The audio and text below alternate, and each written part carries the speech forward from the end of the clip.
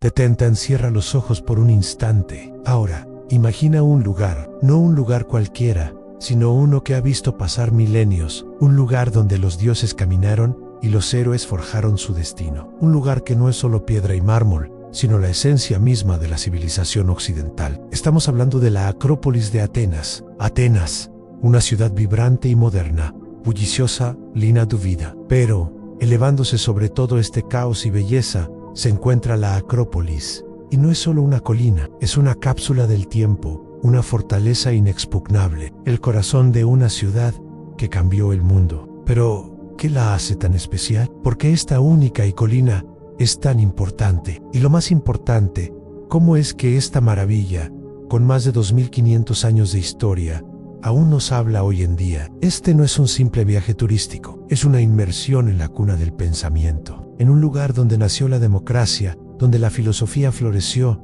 y el teatro tomó forma. Prepárense para un viaje que no es solo a Grecia, sino al pasado de la humanidad misma. Imaginen una colina rocosa que se alza 156 metros sobre el nivel del mar en el centro de Atenas. Pero esta no es una colina cualquiera, es el alma de una nación, una fortaleza natural. La palabra Acrópolis viene del griego akros, que significa punto más alto, y polis, que significa ciudad, la ciudad en el punto más alto, un lugar de refugio, un santuario. Desde tiempos prehistóricos, los habitantes de Atenas buscaron protección en su cima. Las primeras estructuras datan del Neolítico, hace unos 6.0 años, pero fue durante la Edad del Bronce, alrededor del año 1300 a.C., cuando la Acrópolis se transformó en una imponente fortaleza micénica, rodeada por una poderosa muralla. Sin embargo, no fue hasta la llamada Edad de Oro de Atenas, en el siglo V a.C., que la Acrópolis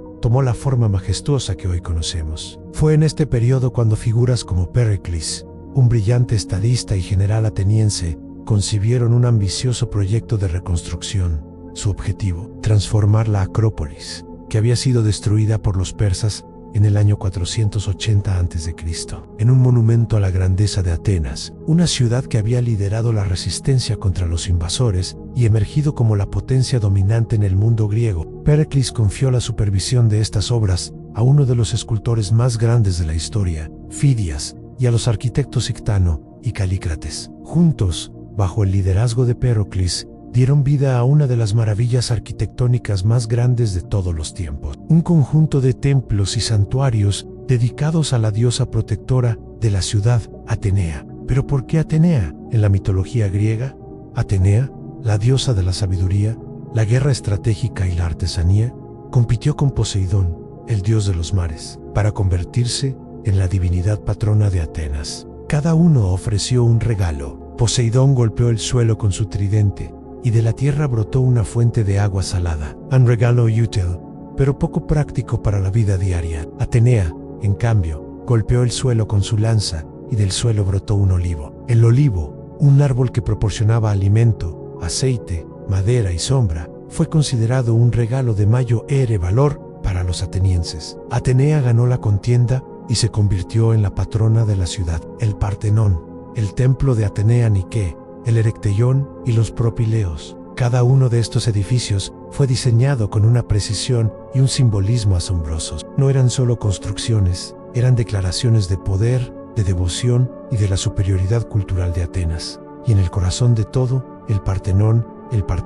Su nombre completo es Partenos, que significa doncella en griego, en honor a Atenea Partenos. Este templo no es solo una obra de arte, es una obra maestra de la óptica. Los antiguos griegos sabían que las líneas rectas en edificios muy grandes se verían curvadas al ojo humano. Para corregir este efecto, los arquitectos Sictano y Calícrates, bajo la dirección de Fidias, usaron una técnica llamada entasis. Las columnas del Partenón no son perfectamente rectas, son más anchas en el medio y se estrechan hacia arriba. De hecho, todas las líneas horizontales del templo, como la base y los arquitrabes, son ligeramente curvas, con el centro más alto que los extremos. Si miraras el templo desde un lado, verías que parece una suave curva hacia arriba. Es un detalle tan sutil que la mayoría de la gente no lo nota, pero es una prueba del genio y la meticulosidad de sus creadores. Pero el Partenón era mucho más que un templo. Era una declaración de la identidad ateniense. Cada centímetro de su superficie estaba adornado con esculturas que contaban una historia de dioses y héroes, de batallas y victorias. La parte más famosa, claro está, eran las metopas, los frisos que rodeaban el edificio y los frontones en cada extremo. En las metopas se representaban 4 grandes batallas míticas, cada una simbolizando la lucha de la civilización contra la barbarie. La batalla de los centauros, la de los gigantes, la de los amazonas y la más importante, la guerra de Troya, era una forma de los atenienses de decir: nosotros, como estos héroes y dioses, somos los defensores de la civilización y el orden. El friso, que corría a lo largo del interior del edificio, representaba la gran procesión panatenaica, el festival más importante de Atenas en honor a Atenea. Cada 4 años, los atenienses caminaban en procesión hacia la Acrópolis para llevar a la diosa un nuevo peplos, un manto sagrado tejido por jóvenes atenienses. Este friso es un documento histórico en mármol. Vemos jinetes, músicos, portadores de ofrendas e incluso dioses y diosas que observan el desfile desde sus tronos. Es una instantánea de la vida ateniense en su máximo esplendor y nos da una idea de la vitalidad y la religiosidad de la gente. Pero el mayor tesoro del Partenón estaba en su interior, una estatua colosal de más de 12 metros de altura, hecha de oro y marfil, la estatua de Atenea Partenus, Craida Porfirias.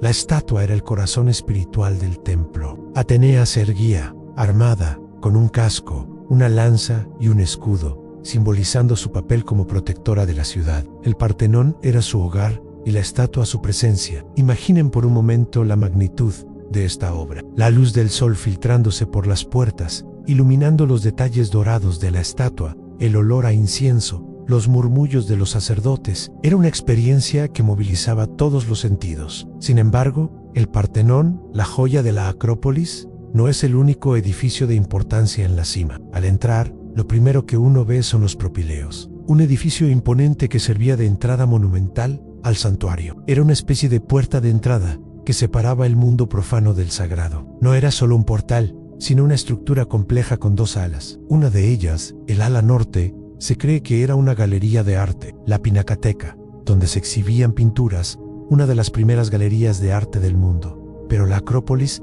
no es solo el Partenón y los propileos. Hay otro templo, mucho más pequeño, pero con una historia fascinante, el templo de Atenea Nike, o la Atenea de la Victoria. Este templo se encuentra en una de las esquinas de la colina, con vistas al mar Egeo, y fue construido para conmemorar la victoria de Atenas sobre los persas. Se dice que la estatua de la diosa Nike, que significa victoria en su interior, no tiene alas. Un detalle intencional para asegurar que la victoria nunca se fuera volando de la ciudad. Una poderosa declaración de confianza. Por último, pero no menos importante, está el Erecteion, un templo único y de una belleza inigualable. Construido en un terreno irregular, el Erecteion es famoso por su pórtico sur, el porche de las Cariátides. 6 figuras femeninas, con ropa clásica, sirven como columnas, sosteniendo el techo. No son solo estatuas, son columnas con vida, con una elegancia y una fuerza que nos dejan sin aliento. Se dice que estas figuras, llamadas Cariátides,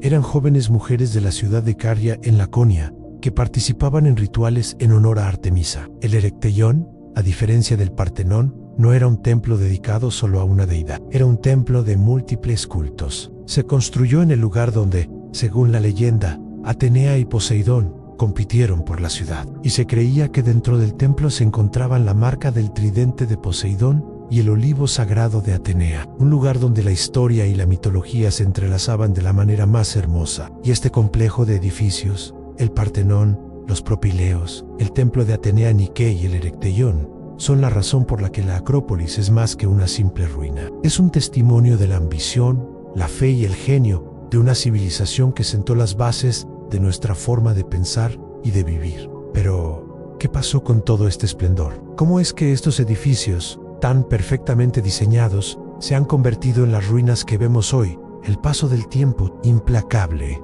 como siempre. Después de la Edad de Oro de Atenas, la Acrópolis fue testigo de un declive gradual. Con la llegada de los romanos, los templos y edificios fueron preservados en gran parte por admiración. Sin embargo, el Partenón fue saqueado por el general romano Sila en el año 86 a.C.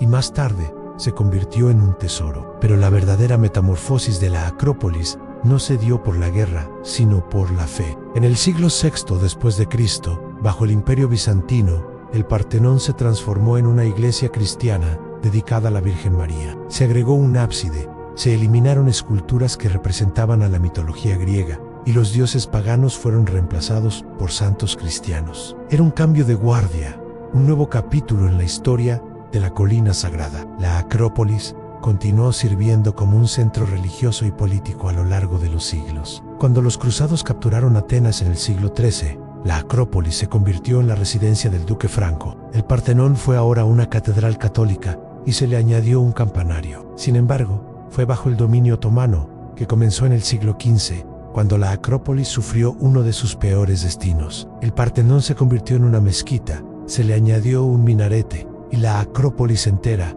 se convirtió en una guarnición militar turca. Y esto, queridos espectadores, es donde comienza la verdadera tragedia. En el año 1687, en medio de la guerra entre los venecianos y los otomanos, la Acrópolis estaba sitiada. Los otomanos, confiados en la seguridad de la fortaleza, usaron el Partenón como un polvorín. Los venecianos, comandados por el general Morosini, apuntaron sus cañones a la Acrópolis, y en la tarde del 26 de septiembre de 1687, una bala de cañón veneciana impactó en el Partenón. La explosión fue catastrófica. La mitad del templo voló por los aires, sus columnas y techo cayeron, y las esculturas de Fidias se convirtieron en escombros. La explosión destruyó en un solo instante más de lo que el tiempo y las invasiones habían logrado en milenios. Los venecianos, por cierto, después de capturar la Acrópolis, intentaron llevarse las estatuas restantes, pero los planes fallaron y causaron aún más destrucción.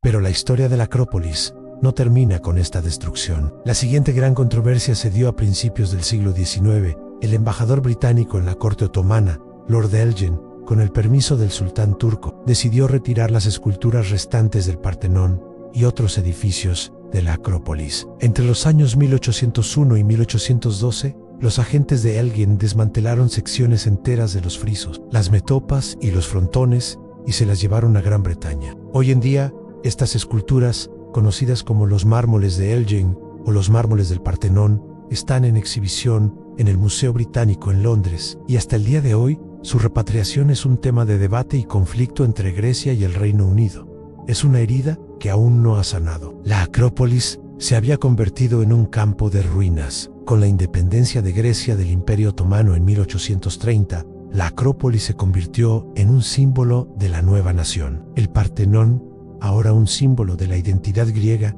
fue el foco de una intensa labor de restauración. A lo largo del siglo XX, los arqueólogos y los ingenieros comenzaron un ambicioso proyecto para restaurar lo que quedaba de la Acrópolis. Su objetivo no era reconstruir los edificios a su estado original, sino estabilizar lo que quedaba y, si era posible, devolver las piezas de mármol a sus lugares originales. Los equipos de restauración usaron nuevas tecnologías, como el escaneo láser y el mapeo digital, para reconstruir los edificios con una precisión asombrosa. Royal Parthenon, a pesar de sus cicatrices, sigue en pie. Es un símbolo de la resiliencia humana, de la capacidad de una cultura para sobrevivir a la guerra, el tiempo y la negligencia. Pero imaginemos por un momento, no el Partenón en ruinas, sino el Partenón en todo su esplendor. Los techos de madera, pintados con colores vivos, el mármol reluciente bajo el sol griego, los frontones, llenos de esculturas que contaban las historias de los dioses, los frisos, un desfile de gente, caballos y dioses en movimiento perpetuo. No era un edificio blanco y monocromático, era una explosión de color. Los griegos antiguos pintaban sus esculturas y edificios con colores intensos como el azul, el rojo y el oro. Esto nos da una idea de la vitalidad del mundo antiguo, muy diferente a la imagen que a menudo tenemos de estatuas de mármol blanco. El Partenón, con su oro, marfil y colores brillantes, debió ser una visión espectacular para cualquiera que subiera a la Acrópolis hace 2500 años. La Acrópolis, sin embargo, no era solo la colina en sí misma, era un complejo que incluía los teatros y santuarios en su base. El Teatro de Dionisio,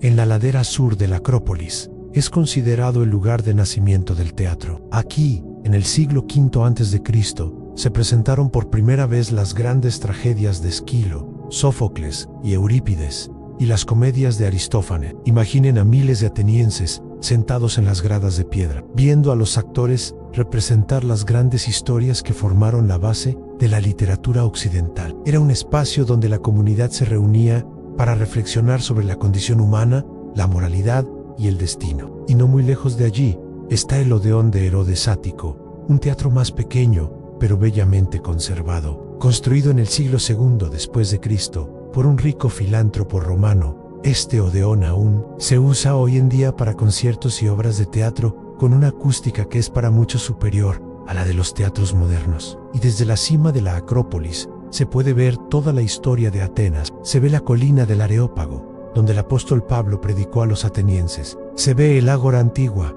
el corazón político y comercial de la antigua Atenas, el lugar donde Sócrates se reunía con sus discípulos y donde la democracia fue perfeccionada. Y en la distancia se pueden ver los restos del templo de Zeus olímpico, un templo colosal que superaba en tamaño al Partenón, pero que nunca fue terminado. Cada una de estas estructuras, cada una de estas colinas, cada una de estas vistas, nos cuenta una parte de la historia. Es como si la Acrópolis fuera el centro de un mapa histórico, un lugar desde el cual se pueden trazar todas las líneas que nos llevan a la civilización moderna. Pero volvamos por un momento al Partenón. A pesar de su grandeza, la estatua de oro y marfil de Atenea Parthenes ya no está. Se perdió hace más de 1000 años y nadie sabe dónde fue. Sus frisos están esparcidos por el mundo. Sus techos y columnas han sido destruidos por el tiempo, la guerra y el abandono. Sin embargo, su historia y su belleza no han desaparecido. Siguen viviendo en los libros de historia, en las obras de arte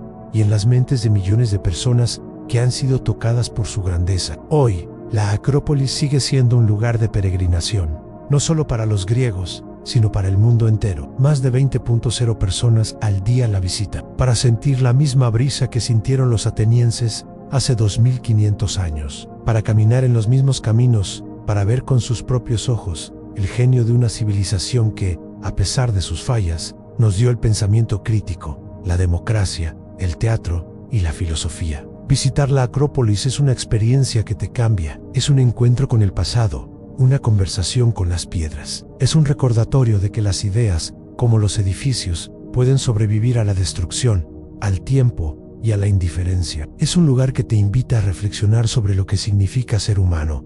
¿Qué legado estamos dejando nosotros? ¿Cómo seremos recordados en 2500 años? El Partenón, la joya de la Acrópolis, no se construyó en un par de años. Fueron necesarios 15 años de trabajo intenso. Desde el 447 a.C. hasta el 432 a.C., para que la estructura principal estuviera terminada. Y la estatua de Atenea, la de oro y marfil, tardó aún más. La cifra es asombrosa si pensamos en las herramientas de la época. ¿Cómo lograron los griegos mover, cortar y colocar más de 20.000 toneladas de mármol del monte Pentélico a 16 kilómetros de distancia? Los arquitectos e ingenieros atenienses utilizaron una combinación de ingenio y mano de obra. Utilizaban grúas rudimentarias, poleas y rampas para transportar los enormes bloques de piedra. Cada bloque fue tallado con una precisión milimétrica para encajar perfectamente con el siguiente, sin necesidad de mortero. Y cada uno de ellos, desde las metopas con sus batallas míticas, hasta los frontones con sus escenas divinas, fue esculpido con una destreza que nos asombra incluso hoy en día. Pero la Acrópolis no solo es un lugar de grandeza, es también un lugar de misterios. Tomemos las cariátides del Erecteión. Hay varias teorías sobre el porqué de su nombre. Una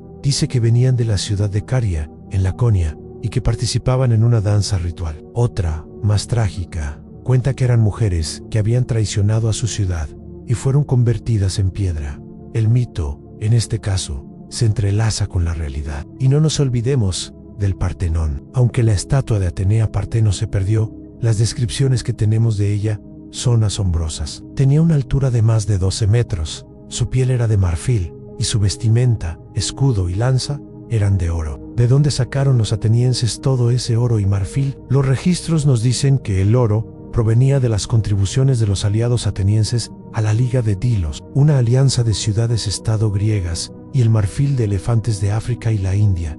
El Partenón no solo era un lugar de culto, también era el tesoro de Atenas. el lugar donde se guardaban los fondos de la ciudad. Y las cariátides, en el Erecteión, no eran simples columnas. Se cree que representan a las sacerdotisas que servían a Atenea en la Acrópolis. Estas son solo algunas de las muchas historias que estas piedras han presenciado. Pero, ¿qué hace que este lugar sea tan especial para nosotros hoy en día? Isla Connection. Es el hecho de que, al mirar estas ruinas, no estamos viendo un pasado lejano y olvidado. Estamos viendo los cimientos de nuestro propio mundo. La democracia, tal como la conocemos, con sus asambleas y debates, nació en Atenas. La filosofía, el arte de hacernos preguntas sobre la existencia, floreció aquí con Platón y Aristóteles. El teatro, la forma en que contamos historias sobre la condición humana, nació en las laderas de esta colina. Para entender mejor este legado, uno debe visitar el Museo de la Acrópolis, un edificio moderno y espectacular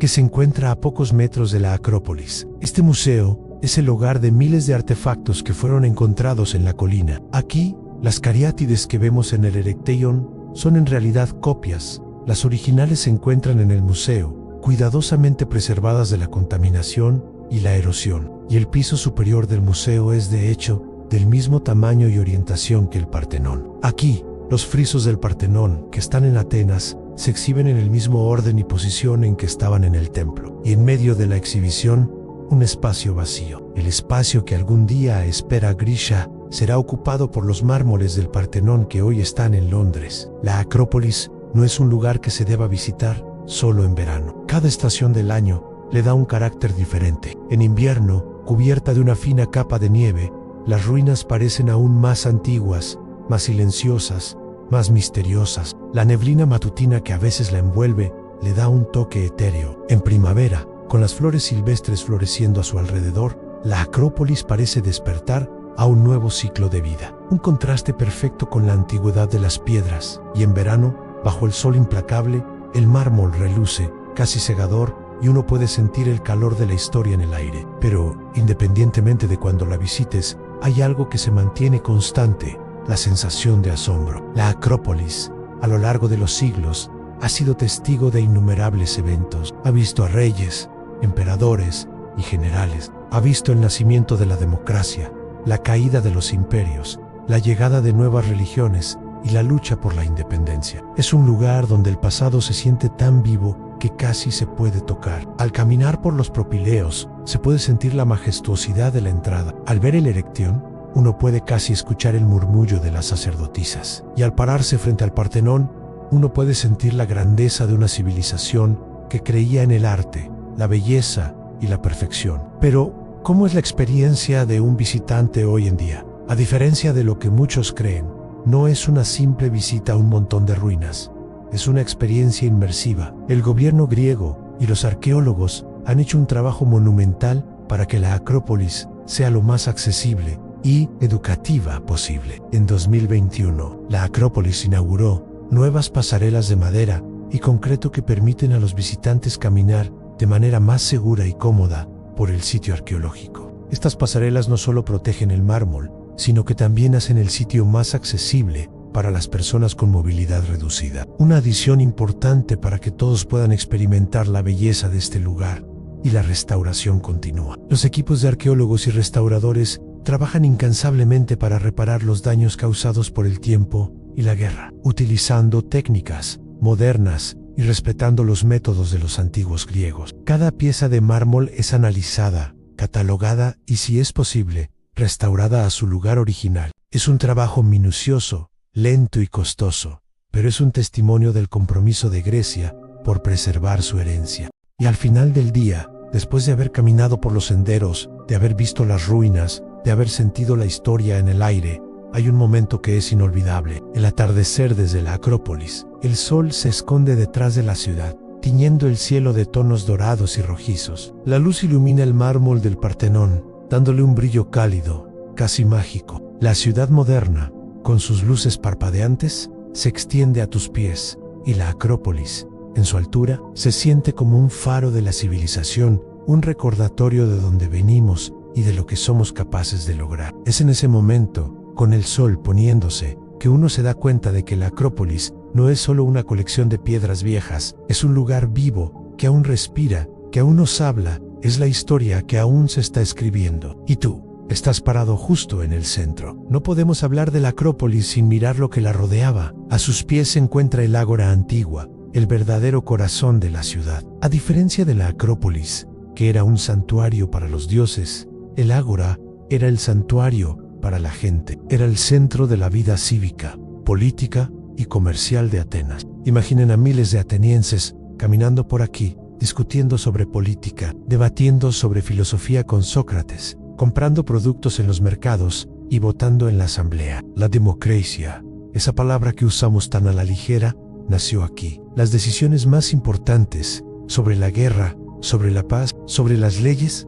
se tomaban en el Ágora por los ciudadanos. Era un lugar de debate abierto, de participación popular. En el Ágora también se encuentra uno de los templos mejor conservados de Grecia, el templo de Hefesto, dedicado al dios del fuego y los herreros. Este templo nos da una idea de cómo se veían los edificios de la antigüedad, ya que sobrevivió a los siglos con menos daño que el Partenón. Su belleza es sutil, pero su arquitectura es un testimonio del genio griego. Y al lado del Ágora está la Estoa de Átalo, un largo y estrecho edificio con 2 pisos. Restaurado en la década de 1950, las estoas eran galerías cubiertas, un lugar donde la gente se protegía del sol o de la lluvia y discutía. Es un lugar que nos da una idea de cómo se veía la vida diaria en Atenas. Y todo esto, el Ágora, los teatros, los templos, están conectados a la Acrópolis. Formaban un solo complejo, un ecosistema de ideas, fe, y vida. La Acrópolis era el alma